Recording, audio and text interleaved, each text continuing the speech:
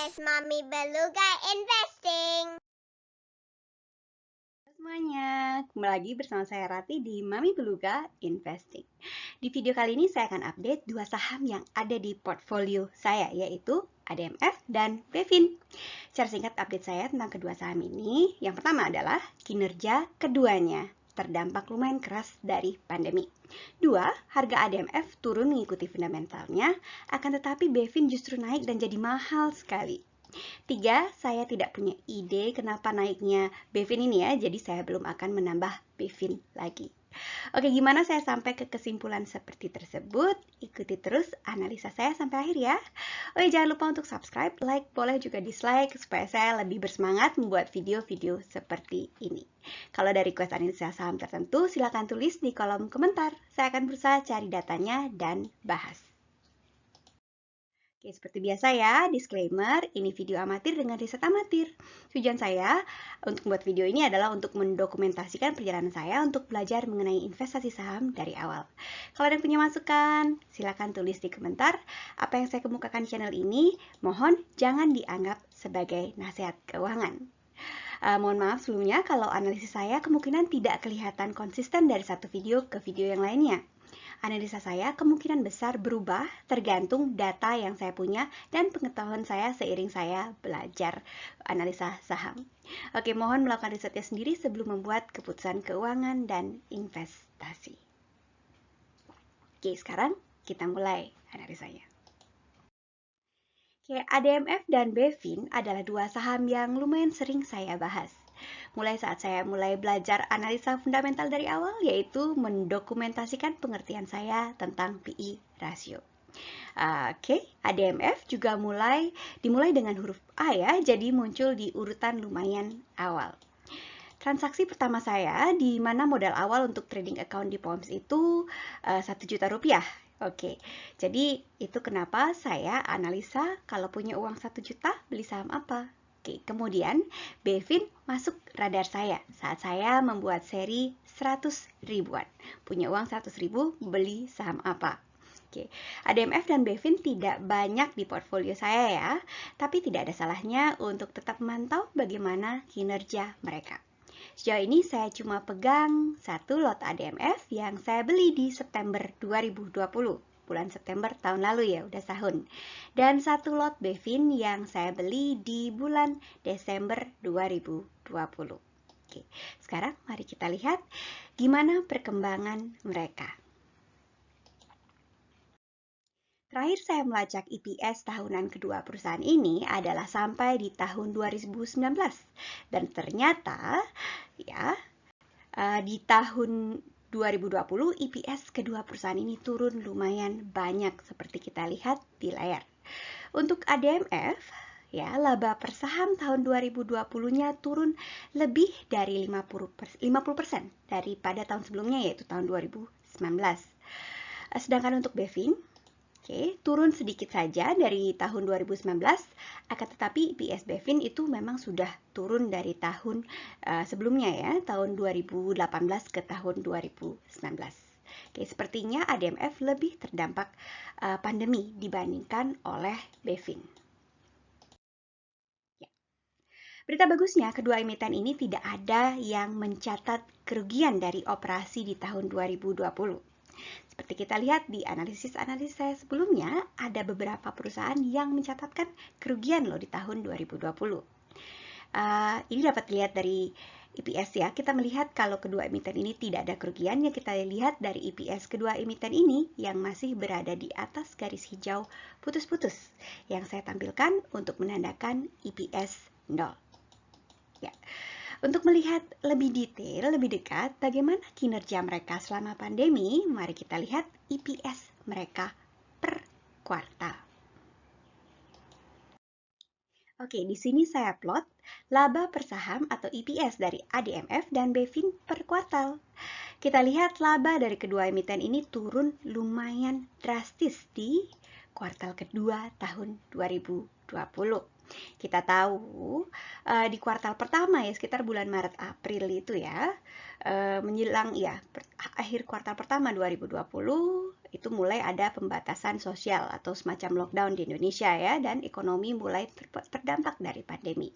Jadi wajar saja kemungkinan di sini penurunannya cukup dalam di kuartal kedua 2020. Laba per saham mereka mulai menunjukkan pemulihan dari kuartal ketiga sampai dengan kuartal keempat 2020 lalu ke kuartal kedua 2021 sekarang ini.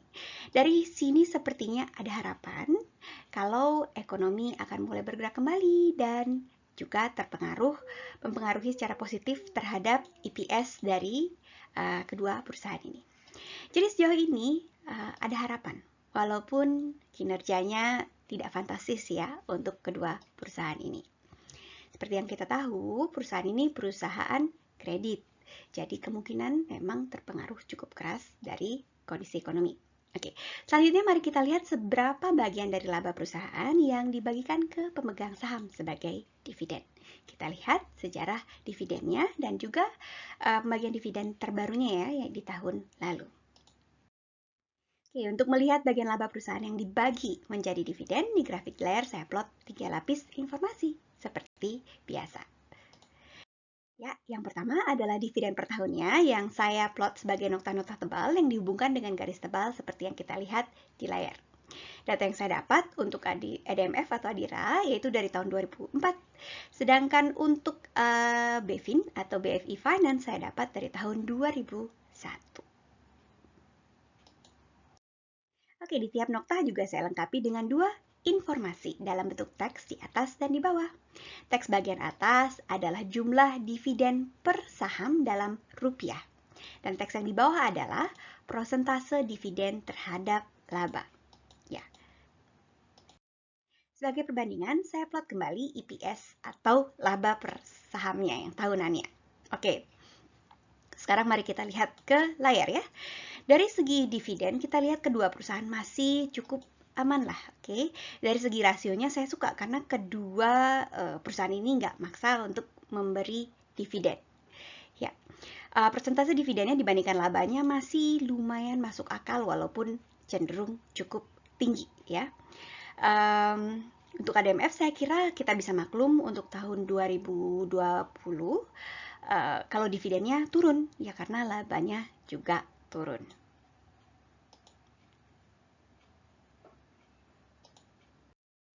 Oke, ini hal yang cukup baru ya untuk video saya yang berbahasa Indonesia. Saya udah sebelumnya buat grafik yang sama untuk video saya yang berbahasa Inggris. Oke, sekarang di sini kita lihat ya, saya melacak pergerakan dividen yield dari kedua perusahaan. Dividen yield adalah persentase dividen dibandingkan dengan harga saham.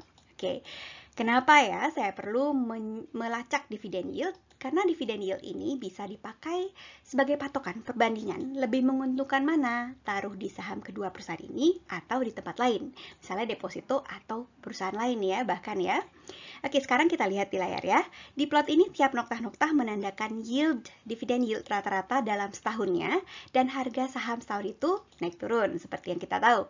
Jadi di tiap nokta itu ada garis vertikal juga ya. Kalau belinya pas harga rendah, yieldnya bisa lebih tinggi ya. Kalau beli sahamnya waktu harganya lebih rendah, jadi yieldnya lebih tinggi karena nilai dividennya nggak berubah ya. Oke, jadi dia di ujung atas error bar ini ya, harga dividen yieldnya. Dan sebaliknya, kalau belinya pas harga sahamnya tinggi, yieldnya jadi lebih rendah. Oke, ya, jadi dia di bawah, ujung bawah error barnya. Oke, untuk sekarang kita lihat ke layar ya. Dividen yield ADMF ada di kisaran 6%-an, yang menurut saya lumayan bagus kan ya, karena deposito sendiri banyak yang sudah di bawah 4%-an, ya kisaran 4%-an atau bahkan banyak juga yang kurang dari 4%. Oke, sekarang kita lihat BEFIN. Kalau BEFIN itu dividen yield-nya yang terbaru ada di kisaran 2,3%.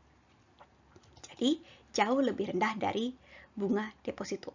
Oke, dengan asumsi bahwa bunga deposito itu ada di kisaran 3%-an ya. Oke, jadi dari sisi dividen ADMF masih lebih oke. Memang tidak se-oke tahun-tahun sebelumnya yang dividen yield-nya itu bisa di angka 14%-an, 11%-an, tapi ya udah cukup oke kalau dibandingkan dengan Bevin. Oke, sekarang kita lanjut seperti biasa ke harga wajar ya. Apakah harga kedua saham ini masih masuk harga wajar untuk saya? Oke, seperti biasa untuk menilai berapa harga wajar dari kedua perusahaan ini, di sini saya plot 3 lapis informasi. Yang pertama adalah pergerakan harga. Harga adalah informasi yang paling gampang dicari, ya kan? Oke, yang kedua adalah harga di price to earning ratio atau PE atau PER. Berapa orang bilangnya PER ya? PE ratio 10. Di sini saya plot sebagai garis hijau putus-putus. Price to earning ratio adalah perbandingan antara harga dengan laba perusahaan. Kasarnya, angka price to earning ratio 10 itu adalah harga sahamnya 10 kali lipat dari labanya di tahun tersebut. Oke, dengan PE ratio 10 saya berharap akan mempunyai kemungkinan untuk balik modal lebih tinggi dalam waktu 10 tahun. Secara konservatif, saya anggap harga di bawah PE ratio 10 itu sebagai murah atau lagi diskon atau harga wajar. Oke, ketiga, saya plot juga harga di PE ratio 15. Saya plotnya sebagai garis kuning putus-putus di layar. Saya anggap perusahaan sudah mahal kalau harga sahamnya di atas garis kuning ini. Keempat adalah harga di PE ratio 20. Saya plot sebagai garis merah putus-putus. Saya anggap harga saham sangat mahal kalau ada di atas garis merah putus-putus ini. Sekarang kita lihat ke layar ya, bagaimana kedua perusahaan ini. Untuk ADMF, kita lihat harganya mendekati level PE ratio 10, di mana ini adalah level yang belum pernah ditembus oleh ADMF sejak tahun 2010. Kita lihat di layar secara seksama ya, sebelumnya belum pernah sampai setinggi itu. Kemudian kita lanjut ya ke Bevin. Ya.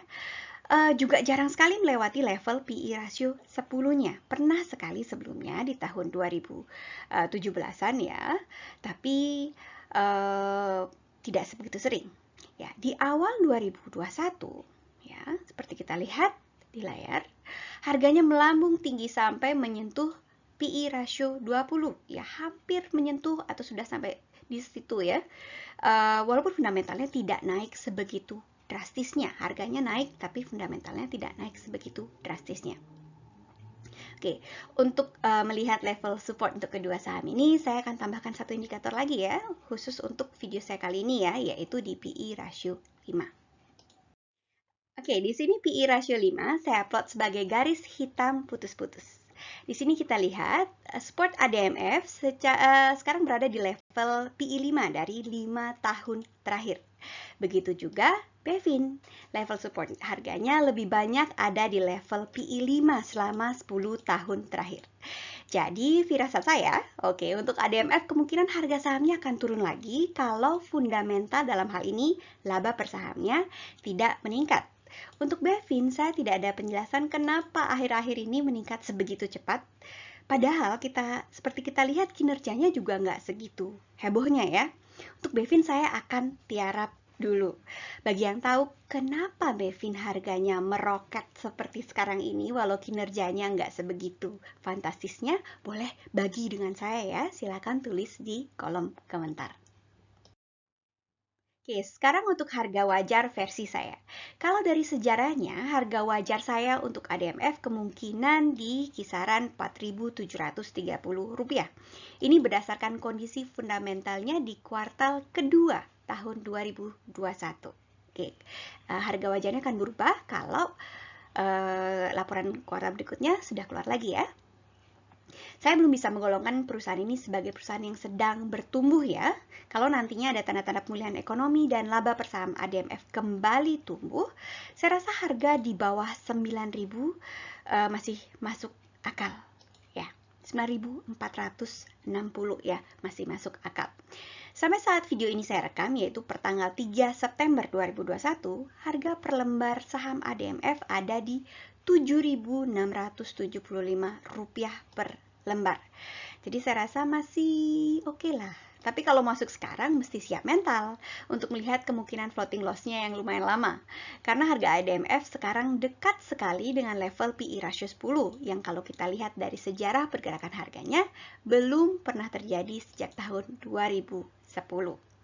Ada kemungkinan harganya turun lagi ke level 4.700-an, menyesuaikan di PI rasio 5, jadi sekitar PI rasio 5. Oke, kemudian untuk Bevin, ya, harga saham pada saat video ini saya persiapkan, yaitu pada tanggal 3 September 2021 adalah Rp1.100. Sama sekali bukan harga nyaman untuk saya masuk ya. Harga nyaman saya untuk Bevin sepertinya di bawah Rp600, jauh banget ya. Saya akan tidur lebih nyenyak kalau harganya di bawah, di sekitar 330, yaitu harga di PI rasio 5. Jauh banget ya. Oke, jadi kesimpulan saya wrap ya semua analisa saya kali ini ya. Jadi kesimpulan saya untuk anggota portfolio saya yang ini adalah, satu, kinerja keduanya terdampak lumayan keras dari pandemi. ADMF turun mengikuti fundamentalnya, akan tetapi Bevin justru naik dan jadi mahal sekali, walaupun kita lihat kinerjanya juga terdampak pandemi dan turun loh. Oke, jadi saya belum akan menambah koleksi saya untuk kedua emiten ini. Kita masih wait and see, tapi saya juga nggak lepas ya. Saya cuman nggak nambah aja. Oke, sekian video saya kali ini. Ikuti terus perjalanan saya untuk investasi ya. Kalau ada request analisa saham perusahaan, silakan tulis di kolom komentar. Akan saya usahakan sandingkan dengan saham di satu sektor. Oke, sekian dulu. Bye.